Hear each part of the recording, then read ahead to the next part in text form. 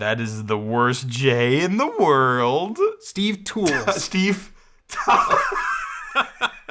Today I'm in the lair with a Newton eMate 300. This thing has been sitting in the background for a while, but now it's time for me to actually do something with it. So if you're ready, and I hope you are, let's go.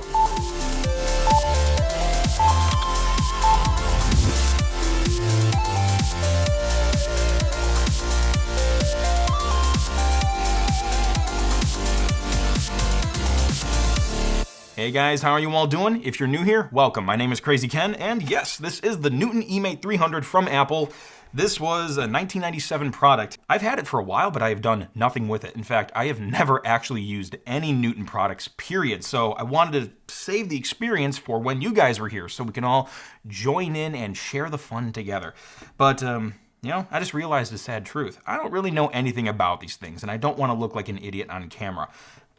So this might be a short episode. Also, I don't have a power cord for this thing, so I don't really know what to do. Oh, hey, it's Steve from Mac84. Hey, Steve from Mac84, how's it going? Doing well. How about you? I'm doing great. So, you must have some sort of ancient wisdom to teach me about these things, because I have never used a Newton in my entire life. Well, that's about to change today. So it was basically Apple's futuristic attempt at a personal digital assistant. Kind of looks like the iPhone's grandpa, in a way. A little bit chunky. Just big. These things are like way bigger than I thought they would be. So, well, I used to not have a stylus for it, but I found this one on eBay, which was new in the package, which, you know, I don't know how new it really was, but we have a stylus now. It's good for pointing at the screen. It's supposed to come out of the package. No, it's new. You can't remove it. Don't do that. So now we have the stylus. So the thing is, if I'm understanding it correctly, it is like a PDA, like this is, but yes. This is more kind of laptop-y, but it doesn't have a trackpad. Instead, you use a touchscreen. The OS is focused on basically notes. What I would say is the quote-unquote killer thing that the Newton does is there's an assist button. And so if you write call Ken, and then you tap assist, if you have a Ken contact in your list, it will actually call, or you could fax or email and do fancy things like that. It's kind of like an ancient Siri. Yeah, so I think that would be like the best for last kind of feature we can show, and you can show me some other stuff along the way. How does that sound? I'd love to. All right, guys, you're coming with us, and this isn't optional. This is mandatory. Mandatory fun. You've been voluntold. Let's go. We have a power thing here. 9 watts, kind of thin and cool looking. It's got the logo on the back, and much like a cooking show, this is just the demo power thing. We already have the real one plugged in to save time. And I'm guessing we just press the power button to turn this on, right? You got it. Here we go. First boot. Now you have to calibrate it. Okay, so I pressed the X. Okay, so this screen is going to be a little flimsy. Yeah, if you would bother to read the instructions, you would know what to do. Okay, maybe I should read the instructions. Okay, so now we're in what looks like some sort of note. Okay, so how do you turn the backlight on here? I put us into dark mode so we can enjoy it. So you just push the light button on the keyboard to the right. Cool. Sorry, a problem has occurred. 4. Well, you obviously angered it 4 times. Do I just press the little X here? Yeah. Okay, so, somebody drew... Looks like somebody imported an image. What you can do is press the extras button on the top row of the keyboard, and that will bring you to sort of the app switcher. Extras, right here. So it'll take a second to load because there seems to be a lot of goodies installed on this system. Oh, okay. So we were in notes before, but you were dived into someone else's graphic, I guess, that they put in a note. But if you tap on notes and you could then go and create a new note, you'll see sort of what you could play around with. It's got a little bit of sound effects going on here, too. Yeah, there's a lot of cutesy little sound effects that are in the Newton OS, which gives it a lot of charm. So you opened up a note here where someone mixed in some of their scribbles and some of text that was recognized from some of their scribbles. How do we pull up the thing to translate into text? So you could just write on the screen in your handwriting, and it should translate for you. Okay, so this is going to be weird because, like, the normal PDA, you can kind of hold like a notepad, but this is like a vertical screen, so that's going to be kind of weird, I think, but I will do my best. Yeah. Beat up Martin. Oh, wait. There it goes. Oh, beat up M. Ahin. It's pretty close. The handwriting was terrible. I mean, like, I really butchered that. Let's do hello. M. I guess it doesn't like cursive. I think it's expecting your writing to be a little smaller and probably well-centered. And less me. Let's try that again. Hello. See, it couldn't even translate it, so it said, well, this is close enough. I'm so bad at this. I mean, there's a reason why there's a keyboard on this device. Oh, yeah, that's right. We can actually just type stuff, so we can do hello, ERV. Your typing is just as good as your handwriting, it seems. I know. It's typing on an angle is very hard. In the dark. So, yes, hello world. So, yeah, we do have a keyboard and we can write. So, yeah, what other cool stuff can we do on the 300? Well, do you want to know how to erase what you wrote without using the keyboard? Can I do this? Not necessarily, but you can use the other side and just scribble over what you wrote and see what happens. Well, scribble more vertically. Oh, like this? Yes. I'm really bad at this. I'm sorry. Hey, let's try it. Let's try it. Steve! It should be erasing it. Maybe we have to do it in broad strokes, like if you would allow the master to try. Okay, master. It's going to work on the first try. F! What? It gave a little poof sound, kind of like what we had in macOS 10, like when you drag something out of the dock, it goes poof. Yeah, I'm pretty sure they just recycled the same sounds. Probably. I'm learning from the master. Here we go. Hey, I'm learning. There you go. Can we say that on TV? You're learning shiz. I like the sound effects, but if I want to hear them louder, I'm guessing this slider is the volume, and then we got contrast here. Yep, that's correct. And there's actually a headphone jack on the right of the device. So if you really wanted to listen to those electronic beeps, you could just plug your headphones in. So if you actually go ahead and tap the A button on the lower left-hand corner, you do get a few options regarding your handwriting style and how you want it to recognize it. So you could go from text, which it will try and translate your scribbles into text. You could just go into the ink text, which will ignore any recognition and just keep it in there. And then you could do shapes and sketches. Gotcha. What's another cool thing this thing can do? So if you press the extras button on the keyboard again, you'll go to sort of what the equivalent is of the home screen, where you get extra apps and functions. I was going to say, it kind of does remind me of an iPhone home screen. It does take a little bit to load. There's quite a lot on here.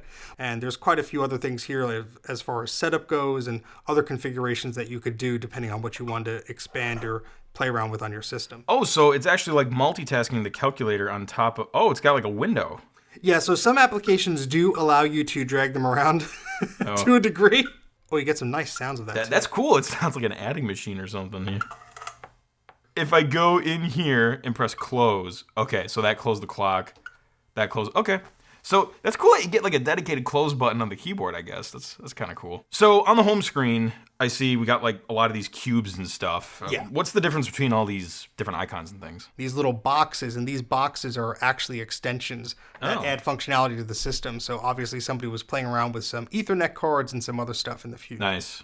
Third-party expansion and I/O, how did that work? Because it looks like there's like a slot. Yeah, so there are 2 card slots on the right of the system, which are nice. So you could actually expand the system with both memory and functionality. You have 2 interface ports, you have the PC cards, and then you have the wireless infrared connectivity as well. Well, let's see what's on this person's calendar. It is January 2008. Not much going on, so I say we schedule something here. So let's do...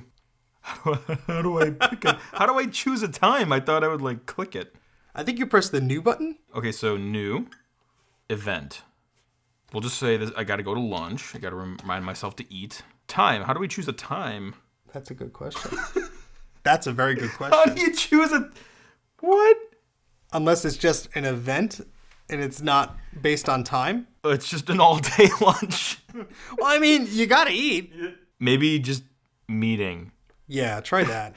Maybe an event's like an all-day thing. Okay, so now it gives us a time range. So, lunch with S jobs. And notice how you're not using the stylus. I personally hate handwriting recognition. Like, I don't even have an Apple Pencil for my iPad.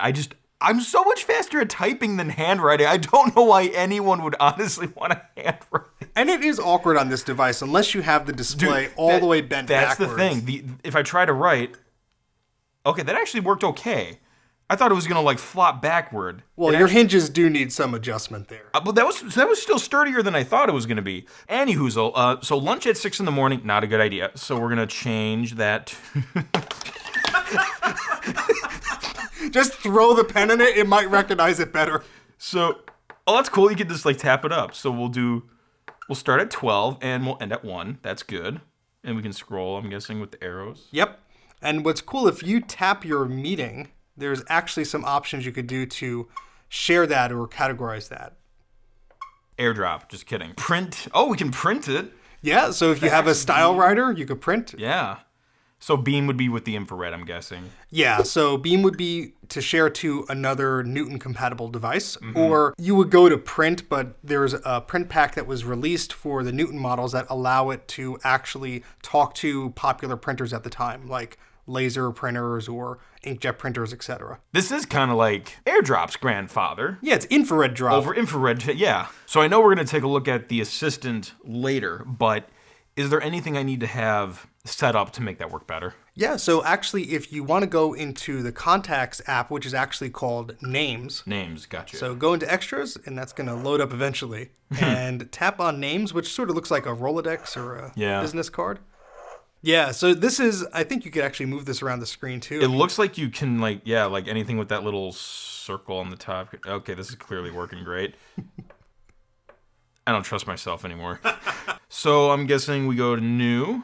Oh, that's interesting. It gives you a virtual keyboard, yet you have a physical keyboard here, and you can also handwrite. Yes, That's so redundant? a bit of a leftover from the touch-only input, I yeah. assume.